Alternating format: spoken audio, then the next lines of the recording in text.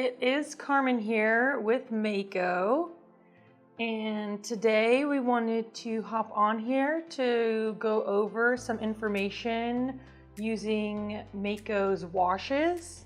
So to start off, these washes are made with various metallic colorants and oxides, and these have been mixed together into a very concentrated and brushable formulation. That makes these a lot easier to use than if you were to, say, mix some manganese oxide in with some water and trying to brush it on. Since this product has been made with the intention of it being brushed on, it goes on very, very smooth and very evenly, which I've found somewhat difficult to do when you're mixing your own. So we do have 5 washes, and these consist of iron wash, rutile wash, manganese wash, copper wash, and cobalt wash. So all 5 of these washes can be used anywhere from cone 06 up to cone 10. As with any product that goes to a wide firing range, there can be some variability with the performance between these firing ranges. We do have the different results posted on our website as well as in our wash brochure. And then we will also review some of the different firing temperatures today as well. So these can be used in a variety of ways. You could use them as a body stain, so you paint the wash on and you wipe it away. You can layer it with other glazes in combination.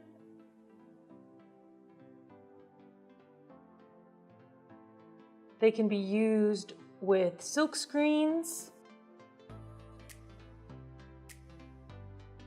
And you can also use these in glaze trailing techniques. So the manganese wash is used really frequently with a trailing technique. All of our washes, we do not recommend them for use with dinnerware when they're used on their own, especially since there's a broad firing range for these. That doesn't always guarantee that the surface will be totally sealed and vitrified. So if you're layering it with a dinnerware recommended glaze and the surface is nice and sealed and glossy, then they are okay to be used with dinnerware.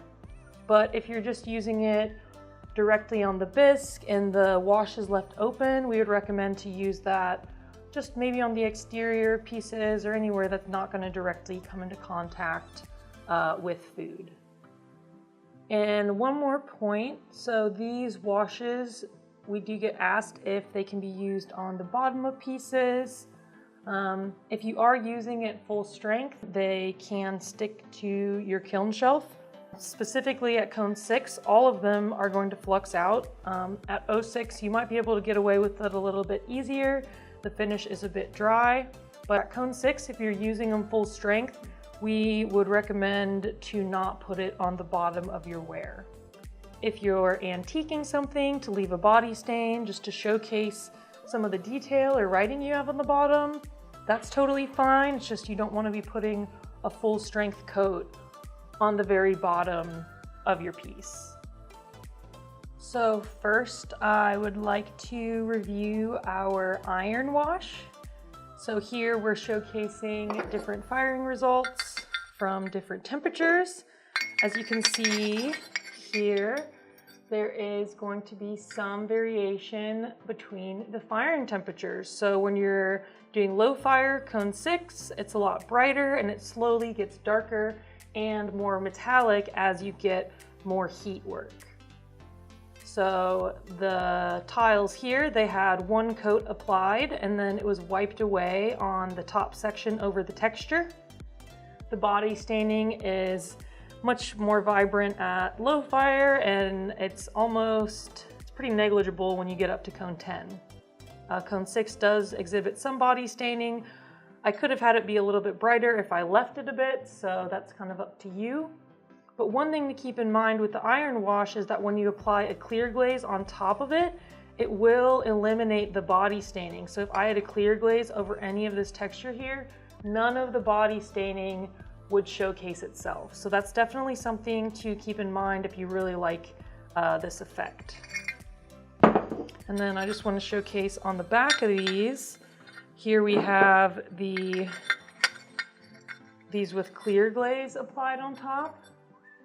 So you can see the iron wash is pretty stable. At cone 10, you do get a little bit of mobility, so keep that in mind. But this is a really good product to use for silk screening, or if you're painting lines or something like that. It'll work really well for that because it is so stable. If you apply it really thick or the glaze on top of it really thick and you're firing it to cone 6, you might get a little bit of mobility, but then you'd really have to be working for it in that instance. So here I've got a wonderful sample showcasing iron wash used as a silk screen underneath our matte Mayco Chino. So you can see it's very stable, and the color is vibrant and it comes through really well here. So like I said, this is a really good sample, good product to use if you want stability. This piece here was fired to cone 6. I've got one more cone 6 example, kind of showcasing actually where you can get a little bit of sag from the iron wash. So here we stamped iron wash directly onto the bisque and applied dunes over top of it. And here you can kind of see where the dunes started pulling a little bit of the iron wash down here. So it is relatively stable, but it can move a little bit depending on what glazes you're layering it with or how thick your application is. And I'm sorry, I think I actually messed up the order here. I stamped the iron wash on top of the dunes here, so that's why it was mobile, because that dunes has a little bit of movement to it, and with that being on the surface, it kind of encouraged it to move down a little bit. So this was also fired to cone 6, and I do have an 06 sample here. So on this piece here, I'm using iron wash. I have it on the inside here. I sponged it on this area here, so you can see the body staining is much less than it would have been. So this originally was this color, so that clear glaze really did eliminate some of that body staining, but I showcased some of the sponging. It came through really well. And then here I've layered white cobblestone over top of our stroke and coat honeydew list. And then I did one coat of iron wash on top. So you really darken this cobblestone here with the iron wash. And since the iron wash is stable, the cobblestone is going to maintain its really nice texture. All right, so next we have our rutile wash. So our rutile wash will perform pretty similar to our iron wash in a sense that it is pretty stable and works great for silk screening. Here we're showcasing the fired results at a variety of temperatures here.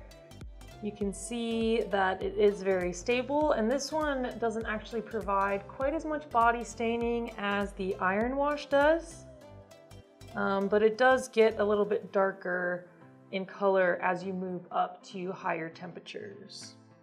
And I don't know if you can tell here, but in the cone 10 reduction, there is a bit of texture when it's used on its own. But that is eliminated when you're layering it with a glaze. So definitely keep that in mind for our cone 10 people. And then on the back here, we're showcasing it with clear glaze. So kind of similar to the iron wash. You don't really get a lot of mobility. The clear glaze at cone 6 does affect the color a little bit. It kind of bleaches it out as it gets applied heavier. And then when you're firing to cone 10, if you put the clear glaze on nice and thick, like look at that. So you do get some color variation and interaction at cone 10 when you're layering it with a thicker application of clear glaze. So that's pretty cool. But for the most part, it's going to be stable, kind of like this nice burnt orange color. Works great for antiquing as well as silk screening, kind of like we mentioned. And then doing any design work or line work, although this is a little bit lighter in color, so it might not always show up as well with line work as the iron wash does. Here we're showcasing it at cone 6, applied through a silk screen, and then we have Cinnabar applied on top. So this came through the Cinnabar. The Cinnabar did fuzz it up a little bit, kind of like reacting, but not enough to distort the image. So this looks really, really nice. This is fired to cone 6. I've got one more cone 6 sample here. So here we taped this design on there, applied one coat of Rutile wash over the entire thing, removed the tape, and then applied 3 coats of Cordovan. So this is Rutile in combination with Cordovan. That's how you get this here. I love these really stable products that you can use for combinations because you can use the combination to create a really cool design.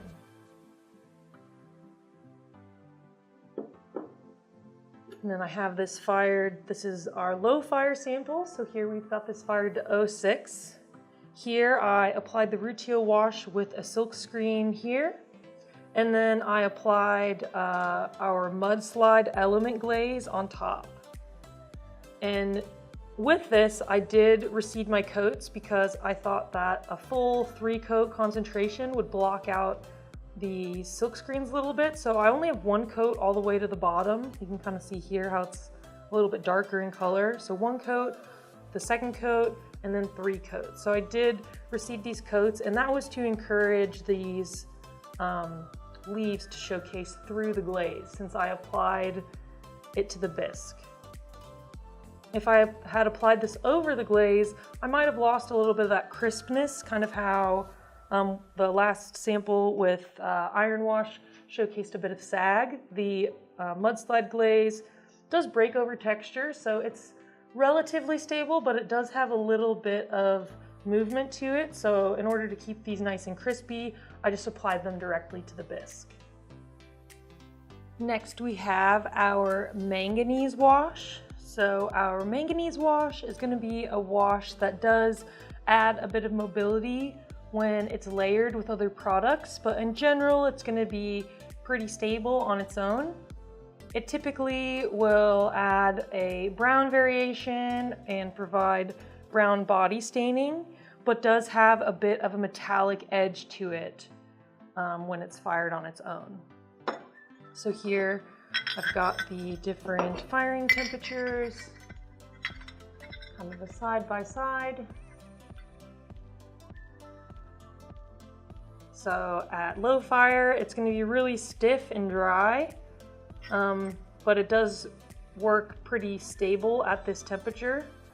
You're kind of missing out on some of that brown variation, so it's kind of almost under-matured when you're firing it to 06. When you get to cone 6, you can see that lovely rich brown and some of the metallic that kind of showcases itself. And then at cone 10, it melts a lot more, so it's spread out and it's a little bit lighter in color due to the additional heat work. So these are just applied on their own. You can see how some of them are a little bit shiny when you get to cone 6 and cone 10. So this will flux out on its own without being layered with a clear glaze. The heavier it's applied, the more metallic it's going to showcase. On this cone 6 sample, you might be able to see kind of on the edges there where you got the metallic variation, and that is due to the thickness of the application. So then the back here, showcasing the application underneath clear glaze. So our cone 06 actually kind of gets this gnarly texture on it. So it's kind of reacting with the clear glaze. Our cone 6 sample, you can see the more clear glaze that's added, the more mobility that's going to happen. So, and this could be the case if you put more manganese wash as well, but for the most part, the wash is going to be really concentrated anyways. So if you want these to be mobile, obviously you want to make sure it's on heavy enough, but adding more wash isn't necessarily always going to be the best way to add mobility. Sometimes just adding a heavier application of the glaze on top can add that mobility. And then we have cone 10, and the cone 10 3 coats of clear really gets going, but you do still see that lighter color from the greater heat work. So here are a couple of samples using manganese wash. One of my favorite ways to use it is really just applying it around the rim and then putting glaze on top of it, and you get this lovely drip that happens. So here I applied maybe 1 or 2 coats around the rim and then 3 coats of turquoise on top of that, and that's how I got this melt that's happening here. So these drips are really nice and very consistent. You could do this in like a pattern, and like let's say you do 1 coat around the whole thing and then you do chunks. That's your second coat, so those chunks with the second coat would pull down further and you could get a cool design inside your bowl. And here we have it used in a trailing technique. So this is our peacock technique that we showcase all over everything. So here you can see the manganese wash really moved, and that's because this is on a small surface. I'm a heavy glazer and I put nice thick coats of the amber quartz on top of this, and that's really what created that mobility. And here I have it layered with a low fire glaze. So I kind of wanted to showcase these results just to give everyone a heads up about the manganese wash performance at low fire. I actually did this project twice, and both times I ended up with some pretty gnarly surfaces. This is the same project here. This just has manganese wash on top, and this has manganese wash underneath. So this project I applied oyster shell, manganese wash, and then our Sea Breeze stroke and coat. And you can see we get a little bit of surface texture here, and this one I had the manganese underneath the oyster shell. And then here I get a lot of texture here, and this I had manganese applied over the oyster shell. So this manganese was trailed on and this was brushed on, so you could see the thicker manganese created more texture. This could be your guys' answer to maybe getting a low fire magma, because this is cool and has a lot of texture, and it's actually more secure than the magma. It doesn't have like the bubbles in it necessarily. It's really dense. So I just wanted to showcase the different tests that I did with manganese wash with low fire glazes, just to give everyone a heads up, because this does produce a bit of texture when you're layering it in that way.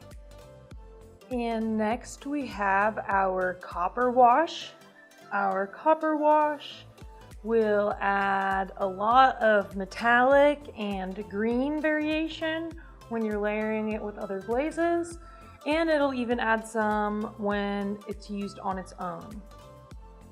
So here I'm showcasing the different firing temperatures. So you can see it has a little bit of a green hue to it on the body staining and where the application is a bit thinner. And then you do see the metallic variation that showcases as well. So at low fire, it's going to be really stable, kind of just like this metallic gray. At cone 6, you get these beautiful metallic kind of blooms or microcrystals that happen, which is pretty cool. And then it'll showcase the green body staining or fuming around it. And then at cone 10, it kind of performs similar to cone 6, just maybe not quite as dark, I guess. This looks like it was applied a little bit thinner than our cone 6 sample. And then on the back here, you can see the mobility that occurs when you're layering it with clear glaze. So here, even at low fire, you do get a little bit of mobility and this beautiful bright emerald green kind of float that happens. At cone 6, you have a little bit more mobility, and that's dependent upon how thick the glaze on top of it's applied. You can see 3 coats on the right was more mobile than the 1 coat on the left. So that's 3 coats of clear glaze. So you still get the metallic and a nice green halo underneath. And then at cone 10, you get really, really mobile, and even 1 coat of clear glaze adds mobility to this product at cone 10. So be a little bit careful when you're layering it at cone 10, when you're putting it with other glazes, because it is going to produce a decent amount of mobility. And then here we have the copper wash layered underneath smoke.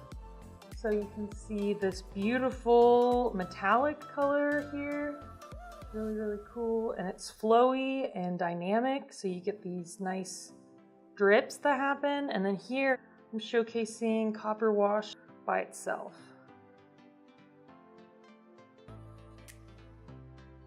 So we have this on the bottom here too, where it added mobility, but not as much metallic. So that's kind of cool. And this edge here as well. So this is copper wash applied under smoke. And I've got this sample here, and this just has copper wash on the edge. And then the turquoise. So you can see where the turquoise was overlapping with the copper wash. It did pull some of that blue-green down. So when this is layered, it can be really mobile, but on its own, it can be stable. And then here, I'm showcasing copper wash at low fire.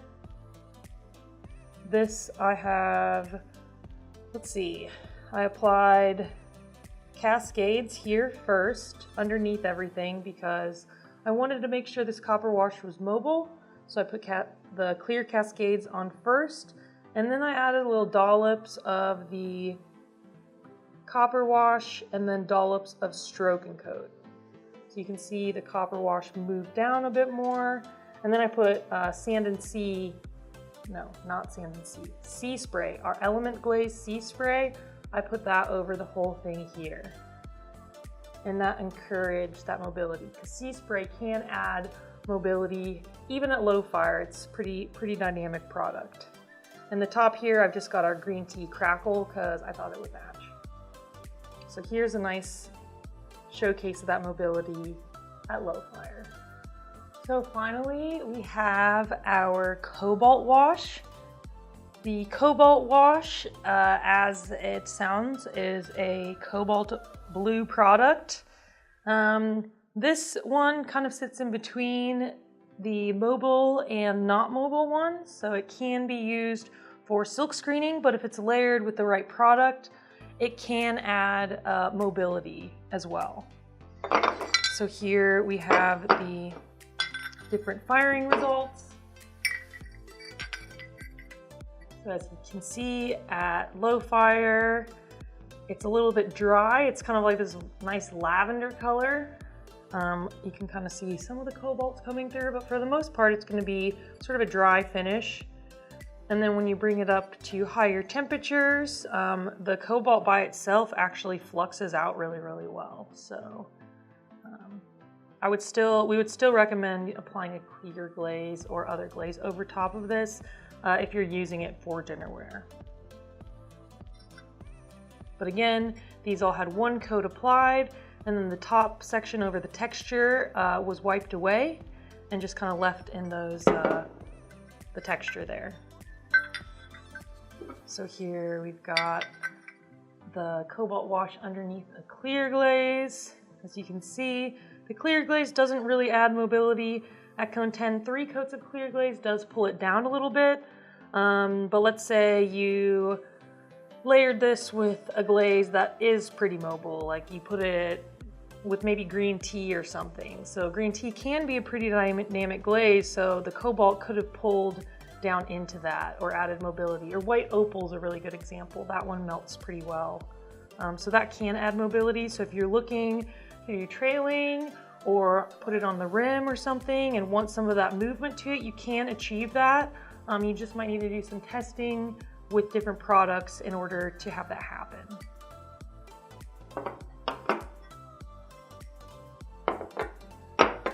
And then here I have the same sample for the copper wash, but this is the cobalt wash layered underneath turquoise with a silk screen. So again, you put the silk screen directly on the bisque. The turquoise is a very, very stable glaze, and this is a flat surface. So I knew that this was not going to move at all. It works really well for silk screening. So that worked really great there. Here I have a sample of it being layered with Himalayan salt and Capri blue. So here I've got like little dots of the cobalt wash, and you can see the Himalayan salt pulls that cobalt wash down because the Himalayan salt is a very mobile product. So the cobalt wash kind of likes to just go with the flow. And then I've got it at cone 06 here. So this sample here, I'm using lavender flower,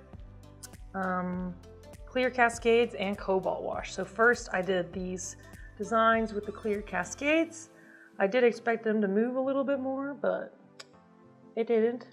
And then I put a coat of cobalt wash here, and then lavender flower over the whole thing here. So right here, this is from the interaction with the cobalt. This is lavender flower on its own, and on the inside here, this is cobalt with a clear glaze. So it's this beautiful, beautiful blue. Alrighty, so now that we have gone over different firing and performance results using our washes, I wanted to go ahead and do a demo of various application methods that can be done using our washes. So we did have a couple samples at low fire and at mid-range that we utilize silk screens on. So I'm just gonna go ahead and do a quick little silk screen demo using our washes. I am gonna go ahead and use the Rutile wash for this particular demo, but our iron wash and cobalt wash would be great for doing this at mid-range, and then if you're doing low fire, the manganese and copper wash would perform well at low fire, in addition to the other three. So all five would be fine at low fire for using with the silk screen, and at mid-range to high fire, I would only recommend using the iron wash, Rutile wash, or cobalt wash for that. So I've got my Rutile wash on a plate here.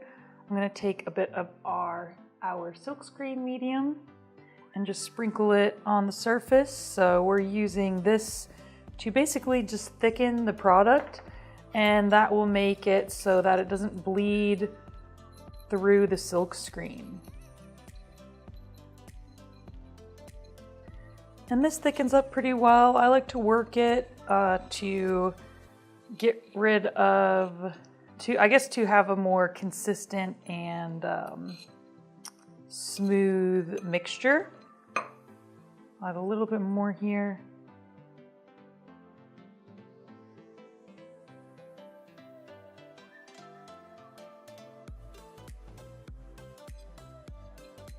So you see how that's nice and pasty now? That's perfect. I just got my tile here. This is a cone 6 slip cast tile. So I will end up firing this to cone 6. So I've got my silk screen here. If you've not used our silk screens before, these are totally reusable. They come in an 11 by 15 sheet, and they're full of different images.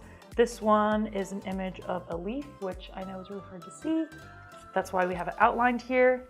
But when you're silk screening, there's a shiny side and a dull side. The shiny side goes down onto the surface, and that ensures that you're going to get as much detail as the screen provides while also not having it bleed through. So I'm just going to take this thickened mixture and push it through my screen here.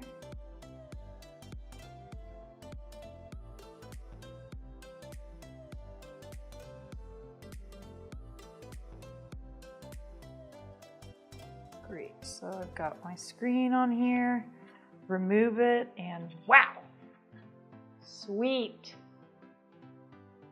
So here is that screen detail using our Rutile wash.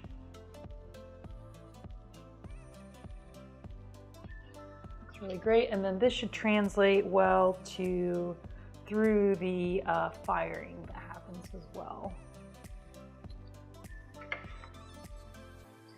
And another great way to use our washes would be to antique or apply it as a wash. So I'm going to use the iron wash for that, just because I like getting iron on everything. I'm just going to scoop this out of here so I don't make too much of a mess.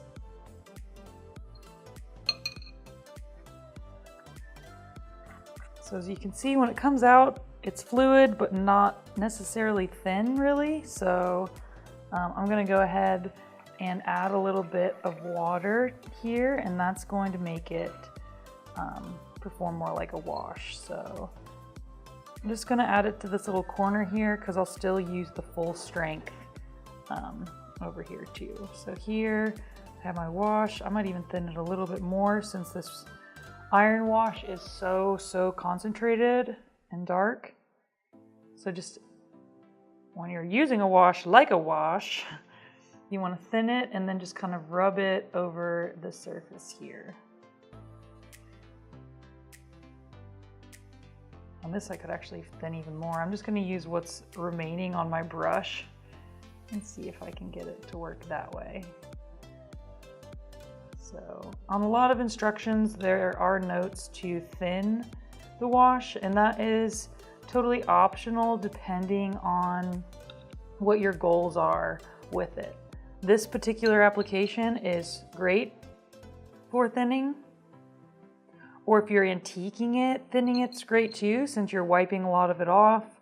Sometimes you can thin it for full coverage. A lot of the time, if iron wash in particular is put on a little bit too thick, you can get a little bit of texture. So these aren't things that you're going to be necessarily wanting to really lay on thick because they're so concentrated. So usually about one coat is fine, or if you're trailing it, that's good. So here I've got this applied as a wash, which it's kind of hard to see the variation since this is so dark. But that's one way to use it. If you don't like the staining, you could antique it a little bit. The iron, Rutile, and cobalt wash would be great for brush strokes. So just, you know, doing little brush strokes designs. These ones are going to perform stable. So you can really do whatever you like, and it'll kind of stay where it needs to. Another way that you can apply these is, I have our brush strokes here, and then we can talk about just using it regular full strength. So the manganese wash is one of my favorites to brush on because it seems to just go on so smoothly. I really like brushing with it. So just doing a quick little brush stroke like that. So a lot of the time I'll do this on like the rim of a bowl or something and allow that mobility to kind of melt down.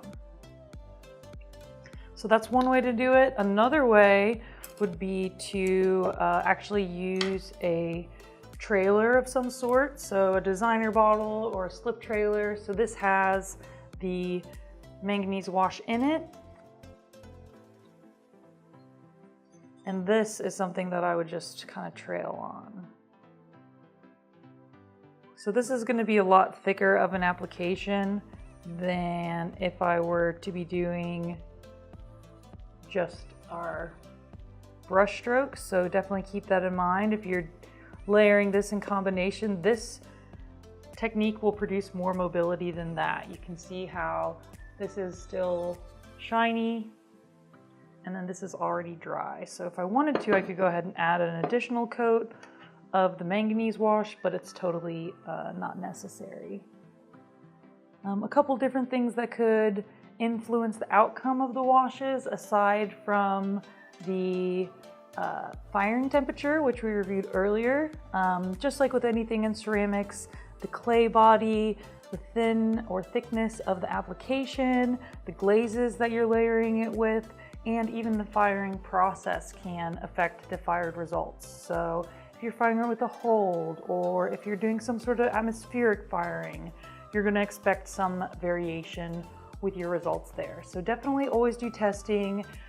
As with anything in ceramics, you'll want to test it with your hand in your own personal practice, because there can be a lot of variability with the results.